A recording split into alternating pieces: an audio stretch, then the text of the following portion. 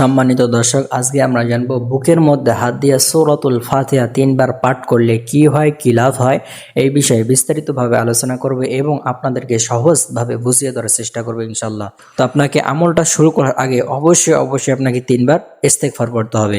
আস্তাগফিরুল্লাহ, আস্তাগফিরুল্লাহ, আস্তাগফিরুল্লাহ। এরপরে আপনাকে দরুদ শরীফ 3 বার পড়তে হবে, অর্থাৎ দরুদে ইব্রাহিম, যে দরুদ শরীফ আমরা নামাজের মধ্যে পড়ে থাকি, এই দরুদ শরীফ আপনাকে 3 বার পড়তে হবে। এরপরে আউযুবিল্লাহ এবং বিসমিল্লাহর সহিত সূরাতুল ফাতিহা 3 বার পাঠ করবেন বুকে হাত দিয়ে। তো আমি আপনাকে যেভাবে আমলটা করতে বললাম, আপনি যদি ঠিক এভাবে আমলটা করেন, তো আমলটা করলে কি হবে, আপনার যদি কোনো বুকের ব্যথা থেকে থাকে সেই বুকের ব্যথা দূর হয়ে যাবে, অথবা আপনার যদি কোনো হার্টের সমস্যা থাকে সেই হার্টের সমস্যা দূর হয়ে যাবে, অথবা আপনার যদি বুক জ্বালাপোড়া করে সেই জ্বালাপোড়া দূর হয়ে যাবে, অথবা আপনার গ্যাস্ট্রিকের ব্যথা, বিভিন্ন ধরনের যদি সমস্যা থেকে থাকে সেই সমস্যা দূর হয়ে যাবে। অর্থাৎ আপনার বুকের মধ্যে যত প্রকার সমস্যা আছে ইনশাআল্লাহ সমস্ত প্রকার সমস্যা দূর হয়ে যাবে।